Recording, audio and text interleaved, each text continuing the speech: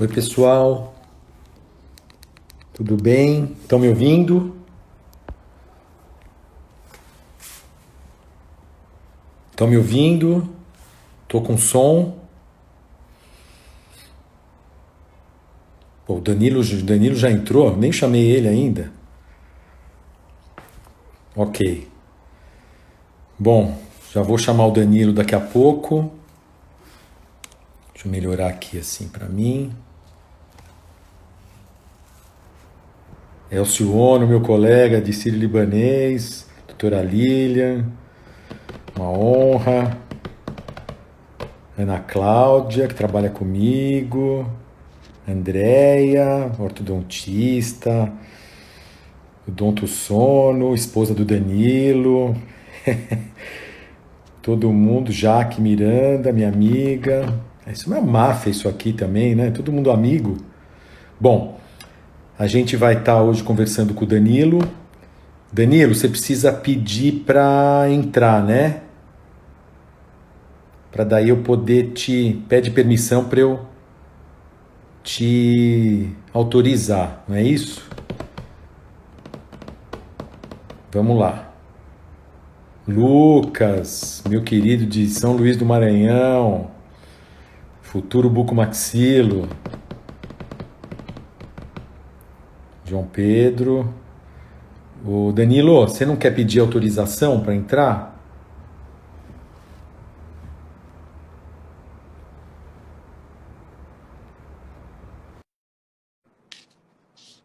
Isso, estou pedindo para o Danilo já. Já solicitou. Conectado, acho que está entrando. Boa! Agora Agora sim. sim. Isso aí.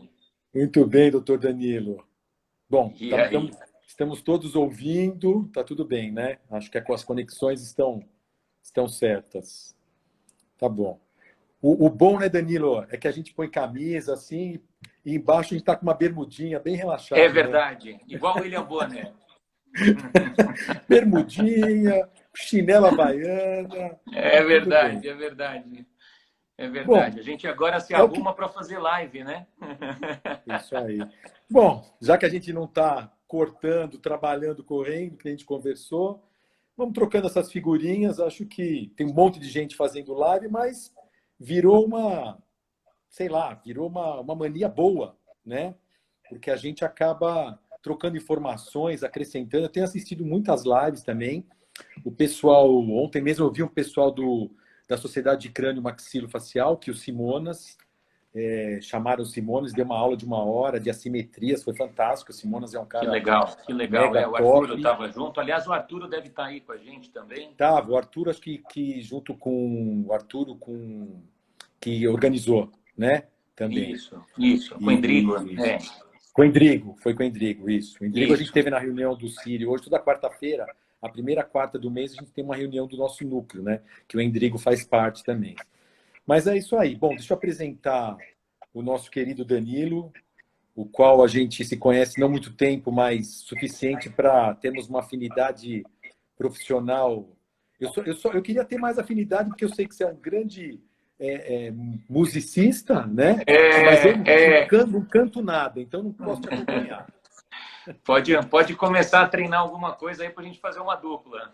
Olha, aqui não rola nada de música, viu, Danilo? Bom, É, Danilo é médico, otorrinolaringologista, para quem não conhece, né? Que acho que todos conhecem. Então, especialista em otorrinolaringologia, mestre, doutorando em medicina, em ciências pela Unifesp e coordena um ambulatório de medicina do sono, né, de distúrbios respiratórios do sono, do Hospital Estadual Mário Covas, aqui no ABC, e do qual faço parte pelo convite do Danilo, com o maior minhas prazer. reuniões. Faz parte do grupo. É, Né, muito bacana e tem acrescentado muito mesmo. E tem futuro esse grupo, né, Danilo? Esse ambulatório, acho que vamos colher grandes frutos aí em termos de ciência, publicação, enfim. com Bom, certeza. o nosso bate-papo, né, Danilo? A gente primeiro agradecer o teu convite. Eu acho que Imagina. Eu que a gente tem agradeço, imagina. a mesma filosofia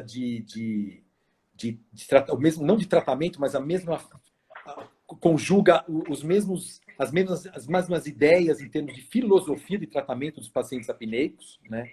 Esgotar os tratamentos clínicos claro que as cirurgias estão englobadas nesse contexto, mas tentar fazer com que o paciente vá para cirurgias maiores se realmente houver as indicações precisas, né? Então, o primeiro ponto que eu acho que a gente deve conversar e que eu te pergunto, dentro da tua vivência clínica, como que é a tua abordagem inicial? Porque eu sei como é, a gente conjuga dos mesmos pontos, né?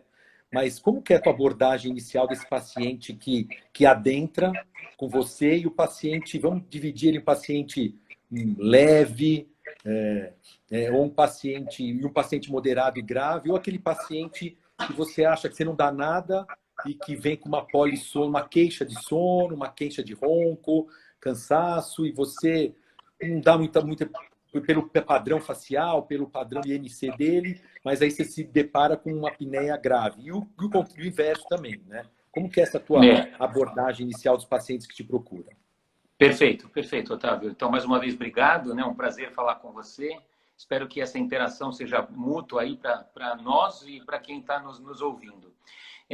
Bom, é o seguinte, a gente tem basicamente aquele quadro clássico, né, que vai no nosso consultório nos procurar e aí não deixa grande dúvida, né? Então, um paciente, um grande obeso, com índice de massa corpórea acima de 35 ou acima de 40, então a gente já mais ou menos já dá para ele o diagnóstico ali do fator obesidade sendo o fator principal para ele ter os roncos e as apneias, uma vez que ele também vem com a polissonografia e a gente faz essa correlação de alterações de exame físico com dados polissonográficos. Então, esse é um primeiro ponto. O outro é avaliar, então, as questões de crâniofaciais. E aí, quando eu digo crâniofacial, eu não digo só da parte esquelética, mas o otorrino vai avaliar, então, do ponto de vista de aumento das amígdalas, que são aquelas bolinhas que ficam na garganta, o aumento da língua, da base da língua. Hoje a gente olha muito essa relação de base de língua com o palato mole.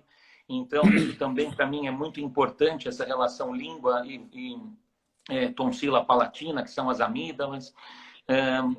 Eu avalio também o fator idade e a gente sabe que os homens têm mais essa propensão de quadros de ronco e apneia, porque nós temos a faringe mais alongada, portanto, mais tendendo ao colapso. Enfim, esse seria aquele quadro clássico, aquele quadro que às vezes não gera grande dúvida, que eu vou olhar lá no consultório, peço uma polissonografia. E o que eu hoje faço com os alunos, quando a gente está lá nas discussões, é já fazer um exercício para que eles entendam o que eles esperam do exame que vai vir, né? Eu acho que isso é fundamental para a gente ter um bom entendimento do caso. Uma vez que eu estou diante de um paciente hoje, jovem, magro, que não vem com uma grande sonolência durante o dia, a gente faz aquela escala de sonolência de Epworth, vem uma escala baixa. Eu não posso esperar que esse paciente venha com uma apneia grave do sono, por exemplo, se ele não tem uma grande deformidade esquelética ou uma grande amígdala. Enfim, então esse talvez seja aquele quadro mais leve, em que eu fico mais tranquilo, em que ele tenha mais hipopneia do que apneia, não dessature tanto. Hoje, os nossos padrões de preocupações com esses pacientes são aquele índice de apneia e hipopneia, né, que é o índice que vem na polissonografia. E esse IAH acima de 15 é o que hoje os trabalhos nos remetem a pensar nas complicações, né? Esse é o camarada que a gente vai ter que tratar com mais chance de alterações cardiovasculares, metabólicas. É aquele cara que, se a gente não fizer alguma coisa agora, ele no futuro vai desenvolver uma hipertensão, uma arritmia, um diabetes mellitus tipo 2. E a gente nunca vai saber se faltou a gente fazer alguma coisa nesse primeiro momento, né? Eu poderia antever esse processo que ele vem trazendo, então, de consequências. Muitas vezes a gente recebe esses pacientes de colegas nossos médicos cardiologistas. Ele foi lá, fez lá uma arritmia, ou teve que fazer uma safena, uma mamária, e aí ele fala, olha, passa agora, faz uma polissonografia. E faz a polissonografia, vem um monte de apneia do sono, e a gente tem que começar a aventar essa possibilidade de de tratar a apneia do sono, principalmente quando a gente está diante desse índice acima de 15. Mas você mencionou uma coisa importante. E quando foge desse quadro clássico, né? E aí que entram esses grandes nuances, que é o que a gente tem que comentar hoje, eu e você, que é a respeito, por exemplo, vem um paciente jovem, vem um paciente magro, eu vou pedir uma polissonografia, eu vou falar, bom, vai vir leve, e não vem. Está estourada. Vem estourada, vem cheio de apneia, ele dessatura. E aí que entra a grande sacada nos dias de hoje, que é estudar o que a gente chama de fenótipos da apneia do sono. Eu me debrucei muito em estudar isso ultimamente. No ano passado, eu fui para alguns congressos para falar de fenótipos da apneia do sono. E eu estudei muito a respeito disso, para, afinal de contas, a gente tem que individualizar esses tratamentos e tem que entender por que aquele paciente que eu falo, olha, ele não vai ter apneia, ele tem um monte de apneia. Ou então aquele paciente mais obeso que eu falo, olha, ele vai para a polissonografia e vai vir um monte de eventos de apneia e não vem nada, né? Então eu tenho que pensar que ele tem forças musculares para isso, ou então que aquele jovem com muita apneia, eu não olhei com critério para essa relação facial. Será que eu estou comendo bola e ele tem, na verdade, uma retrognatia e está falseando, talvez, o perfil dele mole em relação ao perfil esquelético? E aí que eu acho que a gente começa a ter que ter mais ferramentas diagnósticas para dar o desfecho adequado para esse paciente. Aí que está o grande lance, é a gente entender essa distinção do que é clássico, e eu não vou ter dúvida de como vou tratar. Se ele responde bem a um CPAP, por exemplo, né, Otávio? Está feito o nosso problema, né? Acabou, exato. Eu não opero, você não opera. Independente das alterações que ele apresente, né? A gente tem que partir sempre que a gente fala do menos para mais, né? Agora, o duro é um paciente que vem e fala, eu não vou usar esse troço. Eu já tentei de tudo, mas assim, ele tem que experimentar esse troço. É aquilo que a gente fala, exato. Ele tem que experimentar para dizer, então agora quais são as alternativas que tangem o meu quadro. E aí que eu acho que entram essa gama de informações que hoje a gente tem que ter para dar, não talvez assim o veredito, o desfecho final, mas assim, se a gente pode se armar de várias ferramentas para falar, olha, vá por esse caminho que a sua chance de resposta é muito alta, né? Então, eu acho que hoje aí, a gente caminha para essa porcentagem de excelência. Se não vai chegar no 100%, como a medicina não é uma ciência exata e muitas vezes a gente não chega no 100%, qual é o caminho que ele deve trilhar para chegar numa porcentagem alta de sucesso terapêutico que eu vou instituir para ele? Tá. Eu acho que são alguns pontos aí. Primeiro, por que tratar, né? Então, por exemplo, hoje a gente vê lives assim, o sono tá nessa quarentena tá na evidência e tal. Bom, porque a gente tem uma prevalência gigantesca na população, né? E essa doença, ela vai trazer comorbidades ao longo do tempo. Ponto. Às vezes o paciente está assintomático hoje, mas a gente tem que atuar preventivamente, né? Bom, então a gente tem que atuar. Agora, o grande ponto que você tocou é isso. Eu acho que o primeiro ponto que eu sempre falo nós temos que trabalhar em multidisciplinaridade mesmo. Eu acho que todo esse grupo que veio sendo formado nos últimos 10 anos aqui da Unifesp, né? A Tati, os Renatos, o pessoal do Odonto, Cibele, Paulo, Raudley, Taizinho, enfim, Andréia, o pessoal, a Fernanda, trabalhar nesse contexto de, eu vou coletar, primeiro, eu não sou eu até posso ser capaz de tratá-lo dentro da minha expertise, mas a minha não é uma única verdade, né, Danilo? Então, trabalhar nesse contexto de coletar, pensar primeiro que a gente tem que trabalhar num grupo, porque se o meu tratamento pode ser indicado, mas a gente tem um caminho antes para chegar nesse meu tratamento cirúrgico esquelético, né? Exato. E eu não sou o dono da verdade. Andréia, Cibélio, Paulo, Raul, o aparelho intraoral não é o dono da verdade, as cirurgias faríngeas, o otorrinolaringológico não são as únicas. Então, trabalhar para indicar aquilo que for melhor individualizado, você falou, para o paciente. E aí entra esse contexto de coleta de informações, que eu sempre falo. Vamos coletar dados, coletar informações, que a gente tem uma gama enorme de exames de imagem, que nós vamos discutir, sonodoscopia e tal, o exame físico, a avaliação do otorrino, a avaliação do buco, da fono e tal. E aí, o que você usa dentro desse arsenal de diagnóstico para coletar essas informações, além, claro, de, vou mandar para o Otávio, avalia aí o que você acha. E quando o paciente está para mim, vou mandar para a fono, para a externa, vou mandar para o Danilo, quero entender para a Tati, quero entender o que eles estão enxergando da parte do orofaringe, dessa mecânica toda da fisiopatologia, né, também. Perfeito, perfeito. Bom, quando o paciente vem no nosso consultório, né, então uma anamnese, uma história bem detalhada, é fundamental para a gente entender o que traz o paciente ao nosso consultório, né? Porque muitas vezes ele é deslocado no consultório pelo parceiro de quarto, né? Ele, enfim, não tem grande queixa. Então, já primeiro precisa entender, é sonolência que o traz? É um sono não reparador? São roncos audíveis no outro cômodo? Então, uma história bem detalhada para entender o que, de fato, esse paciente faz no nosso consultório. E nós, otorrinos, fazemos um exame físico sistematizado da via aérea superior. Não há dúvida que eu faço esse tipo de avaliação detalhada. E, Otávio, você sabe que isso foi objeto da minha tese de mestrado, da minha dissertação de mestrado. Foi mostrar exatamente a reprodutibilidade do exame físico no paciente apneico. Ou seja, será que examinadores treinados, a gente acerta no diagnóstico e quanto mais eu acerto, mais eu vou entender como eu devo tratar esse paciente? E eu digo para você que sim, hoje eu não tenho dúvida que o exame físico é fundamental e talvez uma das ferramentas mais importantes que nós temos em mãos.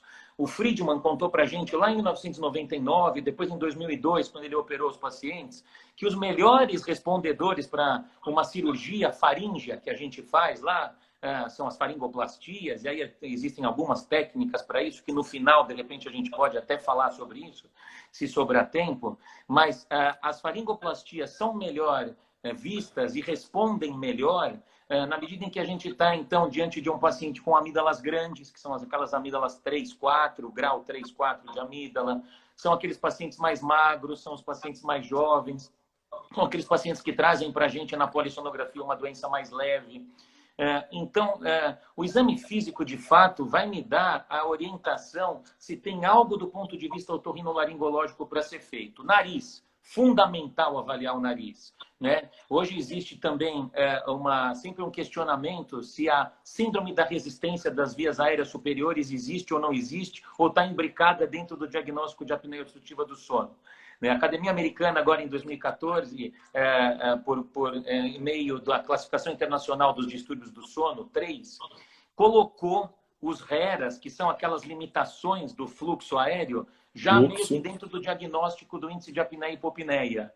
Né? Meio que tirando o diagnóstico da síndrome da resistência. O que, na verdade, depois foi englobado quando voltou-se a falar dos fenótipos. E dentro dos fenótipos, fala-se do baixo limiar do despertar. Quem que são esses baixo limiar do despertar? São aquelas pessoas que, antes mesmo de começar uma dessaturação, entrar num período de apneia prolongado, eles despertam.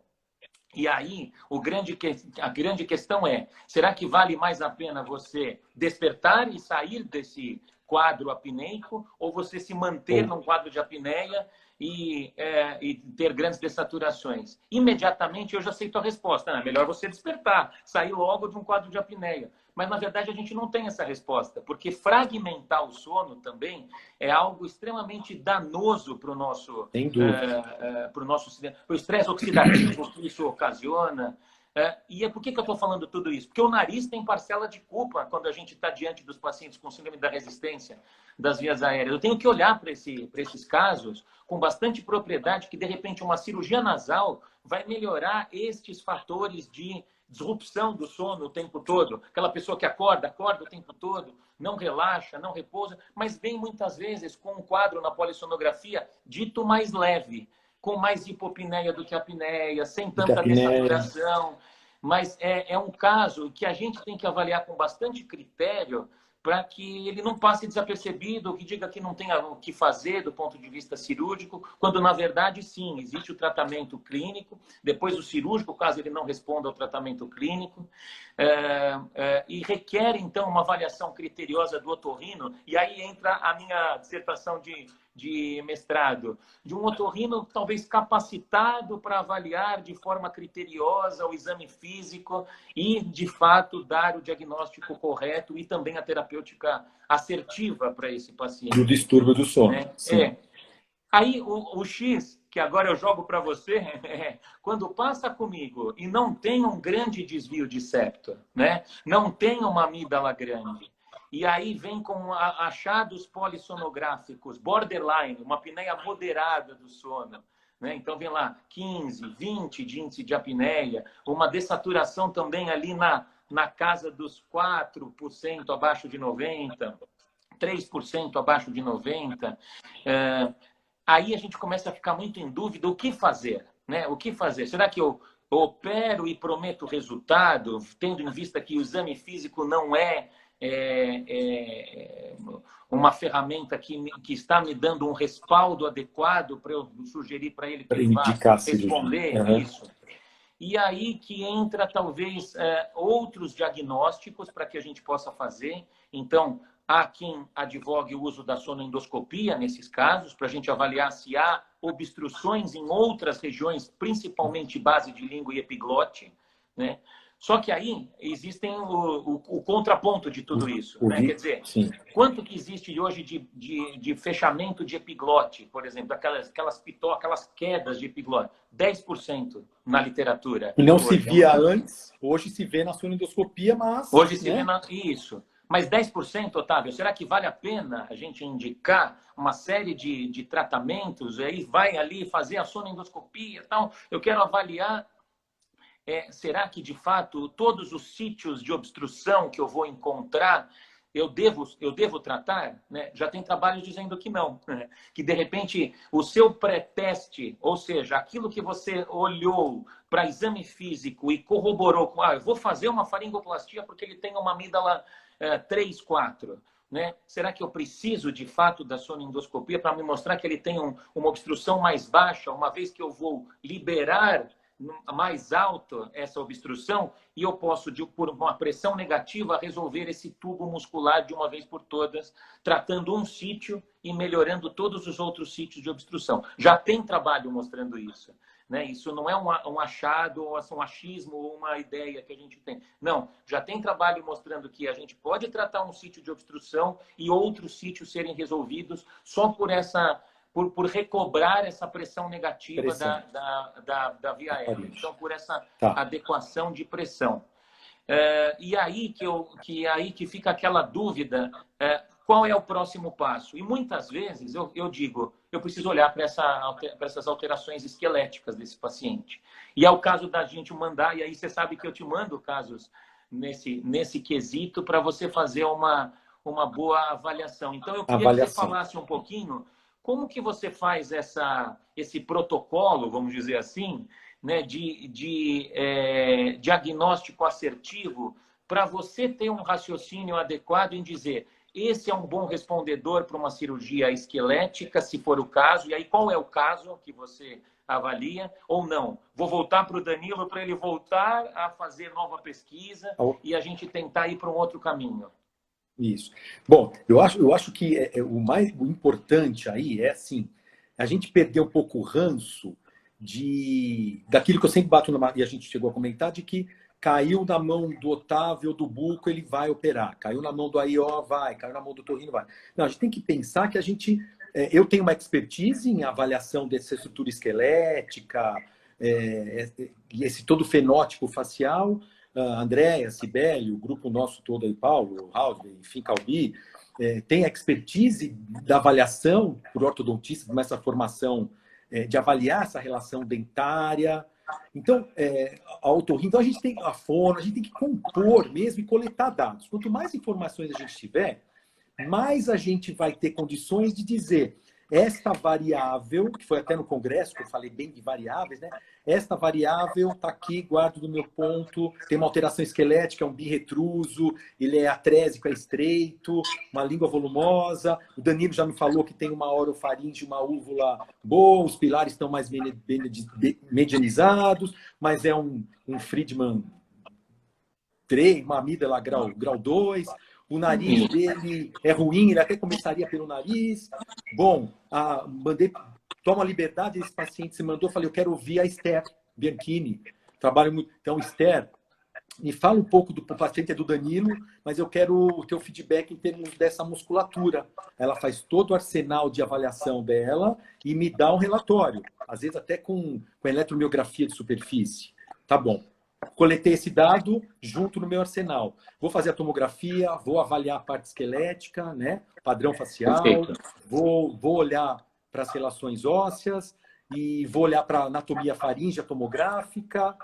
E aí, tenho dúvidas, tem uma anatomia faríngea boa, eu vou pedir uma sonendoscopia. Danilo, o que você acha da gente pedir uma sonendoscopia? Ele é borderline também para minha avaliação. Eu preciso desse dado para dar uma definida, porque eu estou achando que anatomicamente ele mostra uma alteração esquelética, maxilomandibular, anatomia faríngea tomográfica me mostra que é mais ali em velo faríngea, está um pouco mais estreitado, tanto lateral quanto anteroposterior, mas eu gostaria de ver retrolingual, não está tão ruim, mas eu não sei, vamos ver isso como funciona dinamicamente. Beleza, vamos fazer, porque é um dado a mais. Claro que a gente não está pedindo esse exame na nossa rotina. Isso já tem um custo social também para os planos de saúde, que gera um custo para todo mundo. Né?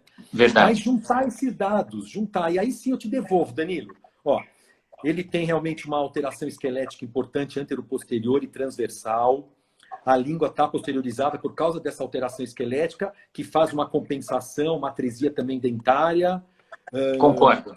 Aliás, os Segundo trabalhos têm caminhado para isso, para falar exatamente essa correlação esquelética e de tecido mole. Quer dizer, a gente não pode só ficar olhando lá para tecido mole e deixando de ver o conteúdo maior.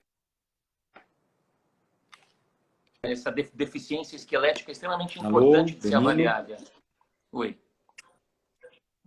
Certo. Voltou? Não, voltou. Isso. Deu uma sumidinha, mas voltou. Então, quer dizer, não é porque veio que eu vou falar 100%, não, já veio para Otávio para operar. Não, eu vou gerar um relatório de todas as variáveis que enxerguei e aí eu vou criar um score para mim. Né? Bom, essa resposta de tecido ósseo, ela vai responder bem. Tem uma atresia importante, então, diante de uma possibilidade de uma cirurgia, eu vou ter uma grande possibilidade de movimento ósseo, vai ter uma repercussão grande na anatomia faríngea. A sonendoscopia nos mostrou que é multinível a obstrução, velo, oro, lateral também. Não tem tanto perfil mole, é um paciente mais magro, porque eu acho que o padrão tecidual da face muitas vezes é uma variável importante que pode contraindicar. O padrão estético, eu posso fazer um grande movimento de avanço, mas ele tem um queixinho proeminente. E a maxila e a mandíbula estão para trás. Mas quando eu avançar tudo, o mento vai ficar muito proeminente. Vou perder o padrão estético. Aí eu vou ter que fazer uma mentoplastia de retrusão. Isso vai posteriorizar o ióide. Então, vamos pensar. Enxerguei tudo e devolvo para você. Né? Danilo, a Esther observou isso. Eu pedi a avaliação da Esther do ponto de vista muscular. Eu avalio tudo isso do ponto de vista anatomia faríngea tomográfica, esquelética, dentária, e está aqui. Acho que e converso com o paciente, né? Exponho tudo que como é Exato. O pós-operatório, o pré, até onde a gente vai chegar, porque o que a gente quer buscar na cirurgia esquelética é a cura, né? Aquilo que eu sempre falo. Se a gente chegar à conclusão, você, que é a Cibele, Andréa, Calbi, que tem a parte dentária envolvida, né? De movimentações dentárias, de repente, tanto para uma cirurgia ou não, para maximizar a expansão, só ortodôntica ou não, essas variáveis são, se a gente chegar à conclusão que vai fazer, ele já está ciente de como é a cirurgia, ele já ouviu, e a gente fala, olha, estou voltando a bola para o Danilo, acho que há indicação, você vai responder bem a cirurgia, a cura, você tem variáveis que vão me permitir aqui chegar na cura, diminuir isso para níveis menores que 5, ou não. Olha, você é borderline, eu acho que a gente tem que tentar outros tratamentos clínicos, e se a gente não tiver sucesso, vamos encarar juntos o procedimento esquelético, mas esse ponto aqui eu tenho dúvidas ainda. E aí você, diante dessa minha avaliação, da Esther, da orto, você vai junto montar uma estratégia e joga para o paciente, né? E joga para o paciente toda essa discussão para ele entender e ele vai decidir no final o que ele se sente mais confortável, né? E às vezes é uma sequência de tratamento, né? Olha, nós vamos tentar aqui, o Otávio viu, tem até, mas vamos tentar isso aqui primeiro, o CPAP, o AIO. Vamos primeiro, que eu acho que você pode responder bem, mas a cirurgia está embaixo da manga. Se não tiver adesão, o Otávio viu com uma boa estratégia cirúrgica, mas eu acho que a gente tem que tentar os tratamentos clínicos e vou operar o teu nariz por causa disso, a amígdala, né? Começa por aí, né, Danilo? Concordo. E, Otávio, ainda falando um pouquinho do que você está falando, eu acho que vocês hoje têm um papel também de desmistificar o ensejo todo da cirurgia, né? A cirurgia como um todo, o crâniofacial. Os pacientes têm muito receio, muitas vezes, eles precisam desse contato com vocês para tirar tudo isso que existe de mito, muitas vezes, de uma cirurgia crâniofacial. Né? Por que você acha que chegou nesse ponto? Foi no passado que isso ocorreu? Você acha que hoje a gente tem mais ferramentas e a gente consegue ter, então, mais embasamento técnico para dar para o paciente? Qual que é a tua visão hoje? Porque, assim, hoje eu me sinto muito mais confortável de mandar para um bucomaxilo. Eu não sei se... Enfim, a gente tem estudado mais... Você tem informação, né? A gente tem mais informação sobre tudo isso, mas no final da minha conversa, quando eu mesmo me convenço que esse paciente requer, eu digo, não, conversa com o Otávio, porque você precisa tirar todas as suas dúvidas. E muitas vezes eles voltam satisfeitos, né? Porque você foi lá, viu todo o quadro, abriu, fez uma série de estudos radiológicos, para que você demonstrasse para ele aonde que deve ser feito, onde deve ser entrado mesmo a parte do bucomaxilo na jogada, o que você espera encontrar para ele, o que você espera ter de resultado satisfatório. Então, fala um pouco disso, assim, até para quem nos ouve ter essa percepção. Por que a bucomaxilo hoje tem assim estado mais robusta nessa opinião dela e que ficou num certo tempo passando para tentar se reafirmar, vamos dizer, não, vai lá que não tem grande problema. Não é o fim do mundo, não é uma cirurgia mutilante, né, que vai te deixar... Pelo contrário, você vai ganhar funcionalmente e esteticamente, né? Então... Mas como é que tá? Eu acho que a recíproca também é verdadeira, né? A gente tem ranços, na verdade, né? E ranços até a gente vê a literatura, mas é um quadro muito engraçado. Quando eu entrei no sono em 2010, a doutora Lia, eu chegava no ambulatório, ela falava, lá vem o meu aluno que corta, que essa cirurgia que me dá TV. Então, como é que ela vai poder passar alguma coisa para o paciente em termos de segurança? Vai notar, porque eu vejo que você tem uma indicação. Se existia o ranço também. E ao longo do tempo, ela foi mudando completamente isso com a Dalva, com o Luciano, com o pessoal do grupo todo do sono, mesmo com vocês, otorrinos, né? Porque da nossa área da ortodontia, dos dentistas, isso se passava também, mas a gente venceu essa barreira com conhecimento e acompanhando desfechos, né, Danilo? Vendo desfecho. E então eu acho que é muito mais da gente ver desfecho, acompanhar um processo. E aí você vai vendo que as coisas são muito menos agressivas, de uma maneira, quando bem indicadas, bem realizadas, aí as coisas passam, a gente perde esse ranço. Eu acho que é uma forma do contexto só. E idem, né? Quando eu comecei também em 2010 no sono, já ouvi falar das uvulopalatos e tal. Quer dizer, e hoje, de muito tempo atrás, eu mudei também, isso lá em 2010, eu falei, nossa, cirurgia faríngea. E aí você tem alguns pacientes que passaram por situações desagradáveis e tal. Mas aí quando você começa a conviver e ter paciente e ver desfecho também das cirurgias faríngeas... Perfeito. Então é aquilo, você não é o dono da verdade com a tua cirurgia, talvez você não cure, eu não sou, mas a gente tem que compor, né? Exato, essa multidisciplinaridade. E hoje, assim, quando eu vejo um paciente que me procura em primeiro lugar, porque a gente chega paciente para nós, como para o pessoal que faz o AIO, e a gente não vai sair colocando aparelho de tudo, vou sair operando vamos ouvir, né? Vamos ouvir. E aí, talvez assim, vamos ouvir o otorrino, porque eu estou enxergando a orofaringe, você tem pilares medianizados, a óvulo-palato hoje, você tem várias técnicas, né? Então, muito menos agressivas, né? Tracionamento da musculatura do palato, e as técnicas todas que vocês têm de estratégias terapêuticas, que a gente tem que compor, né? Então, olha, talvez isso com o nariz que o Danilo vai operar já resolveu. Então, eu também tirei esse ranço da cirurgia faríngea e quantas vezes a gente tem que realmente compor, né? A gente tem Eu um acho que paciente a gente pode dar uma resposta dupla, então, mediante ao que você está falando, que felizmente a gente estudou mais os nossos pacientes, a gente conseguiu publicar bons casos a respeito de tudo que foi feito para esses pacientes, e hoje a gente tem muito mais ferramentas e muito mais conhecimento para individualizar tratamentos e saber quem são os bons respondedores para determinada técnica. e Isso é o não que é a muito gente mais hoje usa fácil.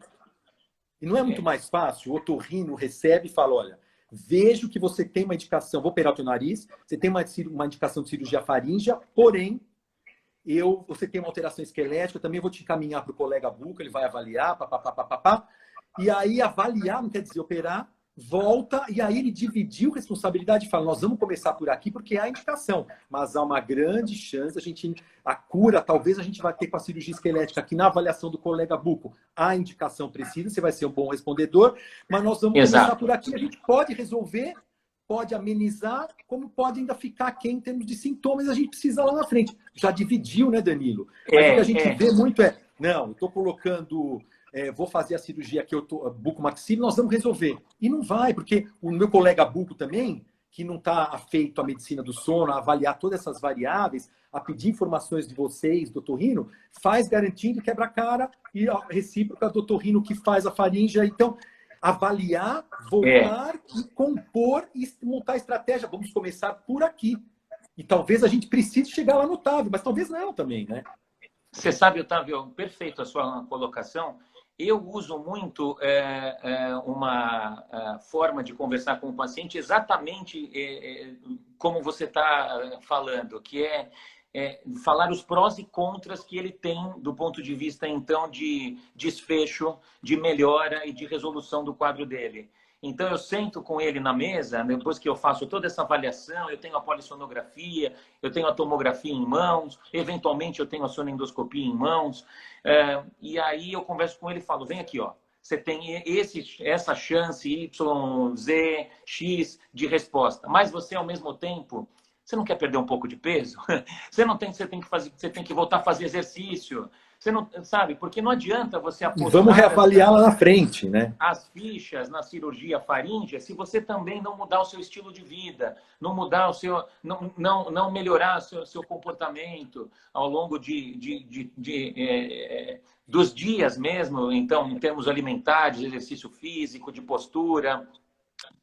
Falando em postura, a gente tem muito esses quadros também, às vezes posturais, né, em que a gente se depara na polissonografia com aqueles pacientes que pioram quando se viram de barriga para cima.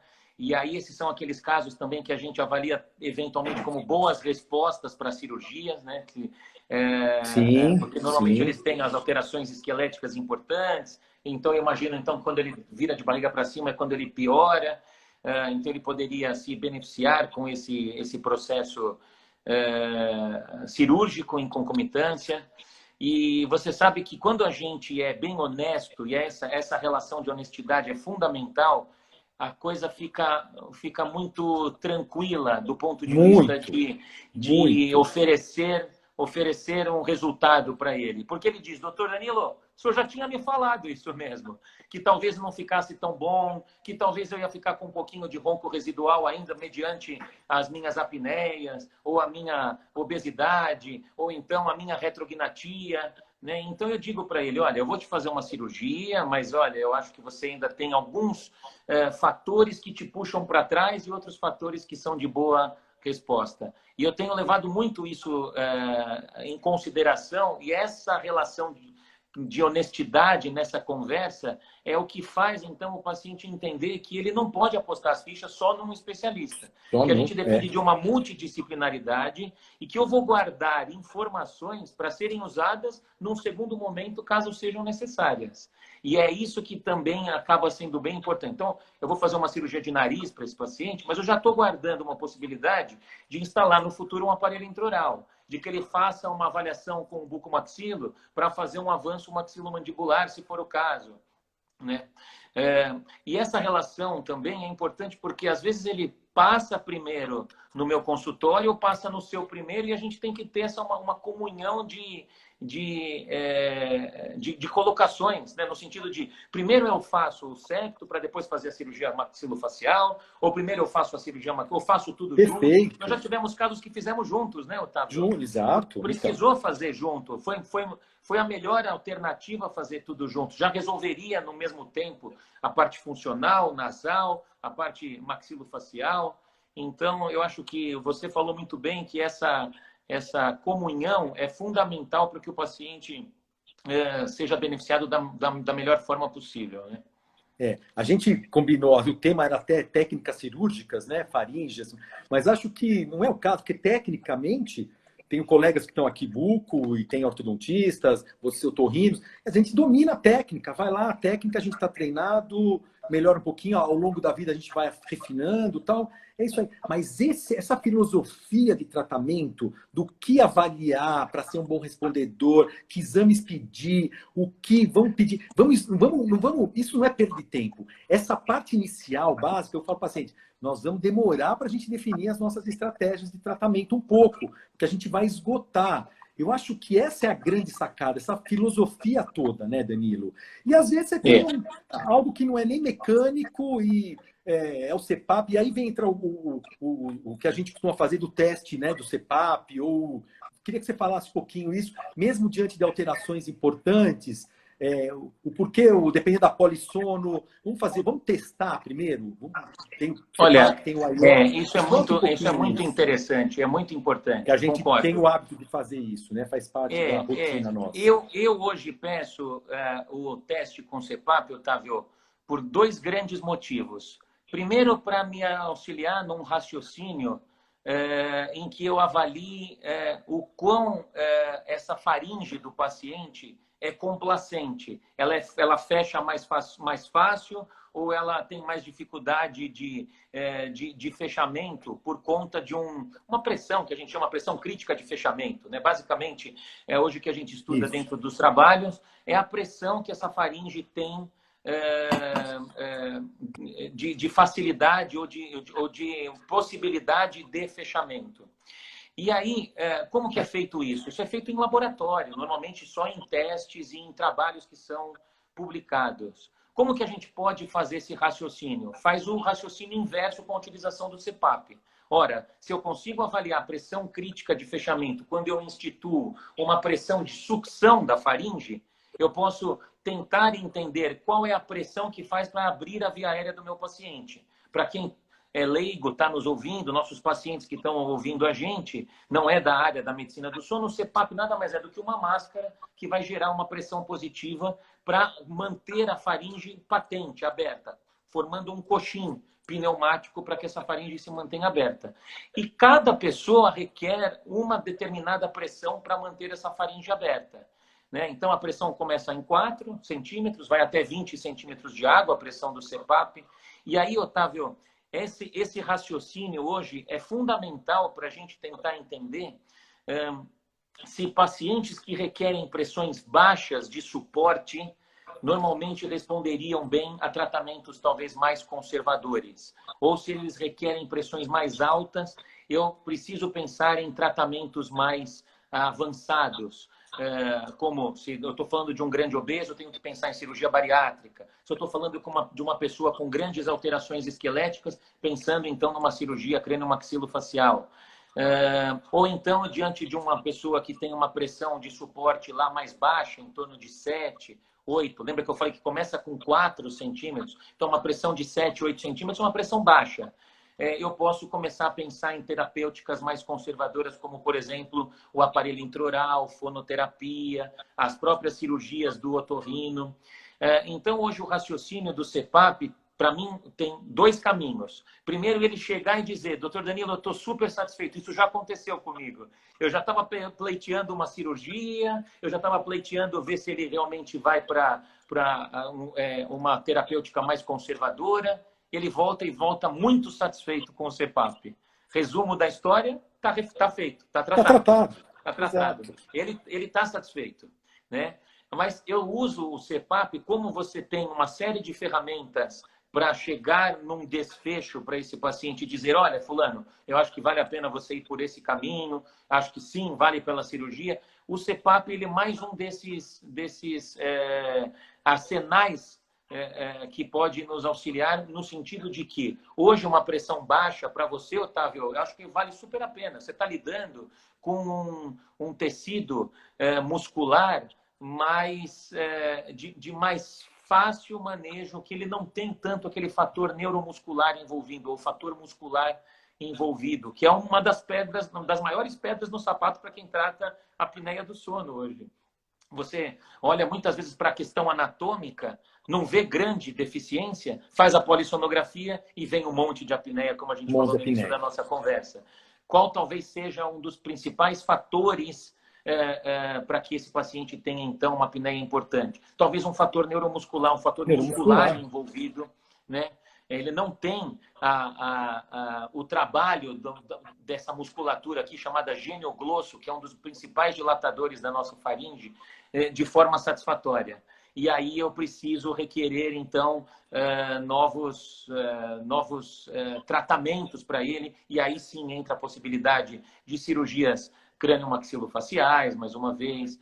Quem está nos Estados Unidos hoje pode correr atrás, então, dos implantes de nervo hipoglosso. Por enquanto não é uma realidade para a gente pelo custo, né?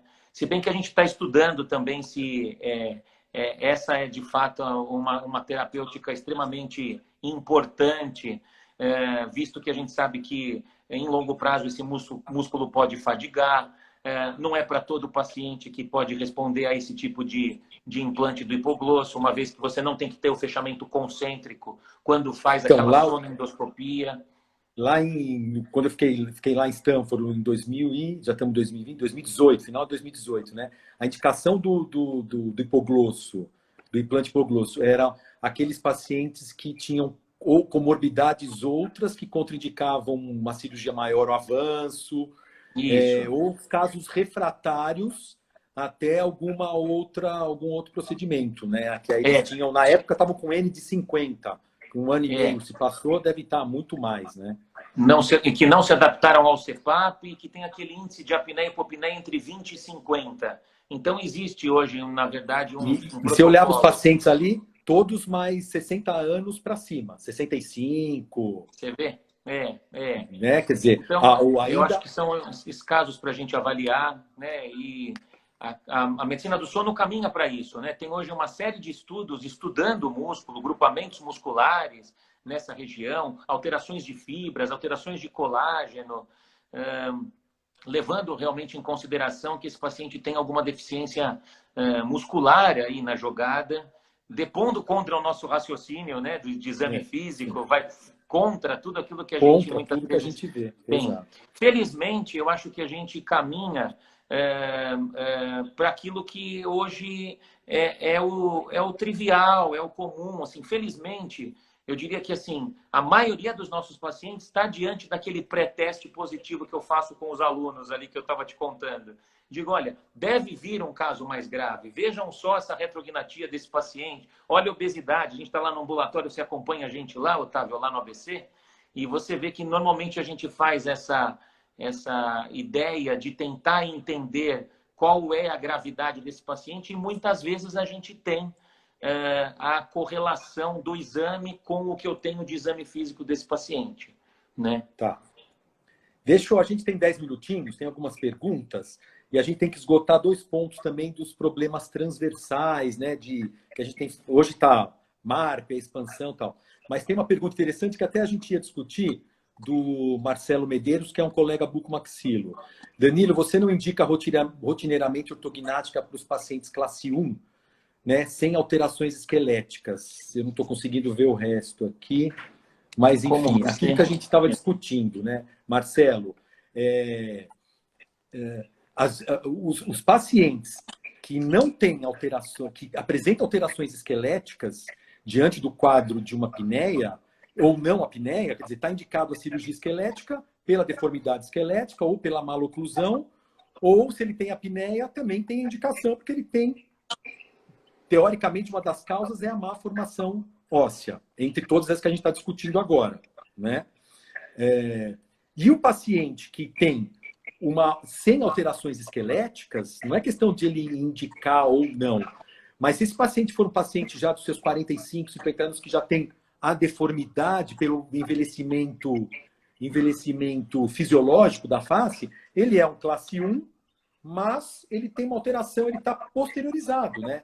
Ele está com uma deficiência esquelética fisiológica do envelhecimento. Quer dizer, a gente pode, dentre a todas as variáveis analisadas, se a cirurgia estiver indicada, fazer o avanço do conjunto mantendo a oclusão.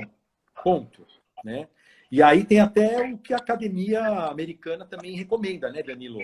Você fala um pouquinho agora. O Danilo é um colega otorrino que ele enxerga isso, né? Então, o que a gente tem que fazer é realmente enxergar, porque às vezes o colega otorrino fala, não é classe 2, está mordendo certo, mas esteticamente, mas ele tem uma alteração retruso e que todo esse processo vem dessa alteração, mas ele está bonitinho ali. Classe né? 1 ali de então, mordida, mas ele tem uma birretrusão, né? Uma birretrusão. E você se pode realmente... muitas vezes não perceber isso e não atentar para isso, ou se olhar para a classe de mordida, você come bola de não avaliar que esse paciente, na verdade, é um birretruso. Concordo com você, Otávio. Então, aquilo que a gente estava falando da academia americana, diga. Não, vamos lá, termina esse raciocínio. Não, só para a gente finalizar o raciocínio, né? A academia americana hoje preconiza que a gente deve indicar as cirurgias crânio-maxilofaciais para aqueles pacientes que têm alterações esqueléticas independente da gravidade da apneia, né? Ou que ele seja um paciente grave e que não tenha uma deficiência esquelética importante, né? Se eu posso aliar as duas informações, é a melhor coisa, Otávio. Hoje, para mim, talvez a minha indicação primária de uma cirurgia crânio-maxilofacial, se você for me perguntar de forma crua, assim, né, sem grandes detalhamentos, Danilo, qual é o caso que hoje você indica mais fortemente para o cirurgião crânio-maxilofacial? Até respondendo um pouquinho a pergunta do Marcelo. Seria aquele paciente jovem, né? Então, paciente por volta lá dos seus 30, 40, até 50 anos, vamos dizer assim, né? Um paciente... Então, dentro desses 30 a 50 anos de idade, mas que vem muitas vezes com uma apneia grave do sono, né? Será que eu vou me sentir à vontade de indicar para ele um CPAP e falar para ele, olha, você vai usar isso mais 40 anos da sua vida? E tem um. Será que vale a pena eu indicar para ele uma cirurgia faríngea que eu acho que não vai resolver, né? Porque ele não tem, afinal de contas, uma indicação formal para uma faringoplastia? Mas será que eu posso falar para ele, vale a pena você fazer uma cirurgia e, de certa forma, será que eu vou tratar esse paciente de forma adequada? O que é tratamento para ele? O que é curar? Eu tenho que reduzir 50% desse índice de apneia e hipopneia grave que ele tem, abaixo de 20%. Né? Será que eu vou dar, de fato, para ele a cura, entre aspas, dessa patologia? Ou será que eu vou transformá-lo de um gravão para um gravinho? Né? Eu gosto de brincar com isso porque é extremamente importante a gente mexer com números. Isso eu não posso falar para ele, olha, o senhor tinha 63 de índice, o senhor foi para 42, ou foi para 32. Eu não tratei porcaria nenhuma, ele continua estando em índice de apneia e hipopneia grave. Se eu não joguei a real para ele, ele vai achar que ele foi tratado com uma cirurgia faríngea e que parece que está tudo resolvido por ali, né? Pelo contrário, né? Eu preciso dizer para ele que eu não tenho pretensão de reduzir esse índice de apneia e hipopneia ele já se prepare para talvez uma abordagem maior. E aí sim, Otávio, muitas vezes esses pacientes tem deformidades esqueléticas e aí eu preciso da avaliação do bucomaxilo para que a gente possa tentar fazer algo para ele que seja extremamente produtivo e resolutivo. Então, claro que se não tiver, aí passa com você e não tem, você fala, Danilo, não tem. Não tem. Aí nós vamos pensar no fator muscular, aí nós vamos pensar qual é o comportamento dessa língua, aí eu vou pensar se ele não está naqueles 10% da epiglote, né? Então, eu acho que é isso que a gente tem que ter em mente. Mas no primeiro passo, sem sombra de dúvidas, eu vou pensar nessa relação esquelética que deve ser avaliada, porque, afinal de contas, eu não vi nada demais. Ele não é obeso, ele não tem uma grande alteração esquelética, ele não tem grandes alterações faríngeas para que me prediga se vale a pena fazer uma cirurgia faríngea. Então, aí sim, a gente precisa de uma avaliação mais criteriosa sua. Tá. E a gente tem 5 minutos só, tem algumas perguntas, mas acho que não dá para...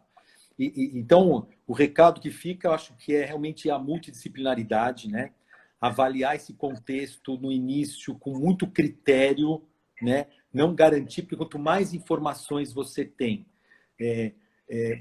o paciente vem junto, ele abraça o tratamento, né? Você vem junto, ele vem junto, você fala, ó, nós vamos criar uma estratégia, e quando eu falo avaliar, é avaliar, inclusive, eu gosto de citar esse caso, né? Que a gente tem uma paciente com uma artropatia da ATM tão significativa, uma birretrusão, uma microgenia importante, uma apneia moderada, e que você bateu o olho, avaliou, não tem faringe, nariz é bom, acho que já tinha operado o nariz, eu vou indicar para o Otávio avaliar.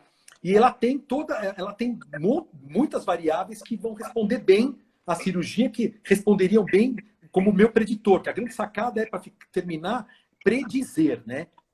Terapia cirúrgica, a gente tem que tentar predizer, né? Não dá para dizer, vamos operar, depois a gente vê. Não, a gente tem que predizer e, olha, vou chegar até ali, né? Porque eu tenho uma gama de variáveis para analisar. E a gente acabou falando, bom, indicação existe, mas ela não era tão sintomática, quer dizer, tinha cansaço, sonolência, mas a ATM dela não ia responder bem à terapia de movimento, por mais que a gente faça toda a terapia miofuncional também com a fono, mas ela não ia responder bem em termos de articulação. Então, a contraindicação da cirurgia esquelética para tratar a apneia, que ia trazer a cura, que era uma apneia moderada, eu poderia trazer um grande movimento de avanço, paciente magra, tudo computando para o fator de boa resposta.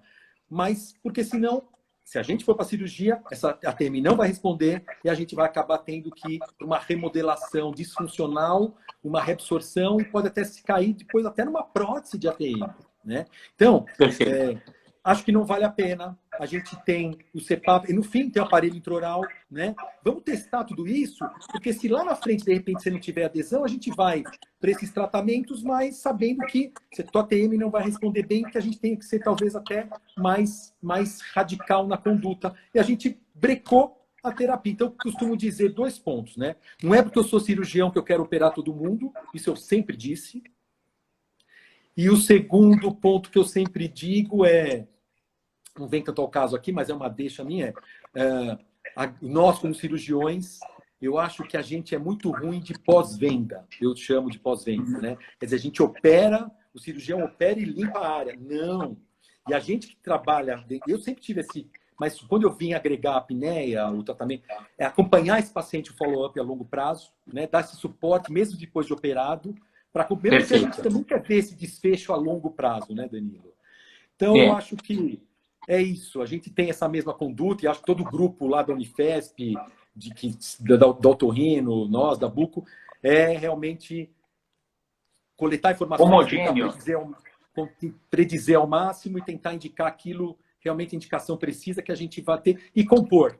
É isso aí. Eu acho, Otávio, é isso mesmo, isso mesmo. 2 minutos. Eu queria só complementar, só complementar o que você falou e corroborar com tudo que você está dizendo, que é isso mesmo, né? Primeiro, é uma avaliação multidisciplinar. Eu acho que a gente tem que ter realmente essa percepção de que nós sozinhos não vamos resolver o quadro, né? Então, a gente precisa do dentista, do fisioterapeuta, da fono, da nutricionista, do nutrólogo, de tantos profissionais envolvidos, para que a gente chegue realmente à resolução completa do quadro, que é o que a gente quer oferecer de melhor para o nosso paciente. Exatamente. Né? Muito bem. Então, acho que esse é o recado e esse pós-consulta fundamental. Parabéns, bem observado. Eu acho que hoje é um diferencial que os profissionais trazem aí, que é você acompanhar esses casos mesmo e acompanhando os desfechos. É isso aí. Danilo, vai cair, mas acho que a gente conseguiu. Não falamos em técnica cirúrgica, mas acho que esse contexto é até mais importante. E obrigado pelo teu tempo. Eu acho que esse grupo todo de vocês da Otorrino, vocês são fantásticos. Eu me sinto em casa com todos vocês. Então, meus colegas todos que fazem o AIO, meus colegas otorrinos, e e a gente vai compondo mesmo e todo mundo estudando para tentar ter sempre o melhor para o nosso paciente. Obrigado. Isso Murilo. mesmo, isso mesmo. Um abraço, Tá bom? Otávio. Obrigado pelo Eu que convite. agradeço. Um beijão E para agora todo mundo aí. vamos tirar a camisa e pôr a camiseta, porque a bermuda já está, né? Nós já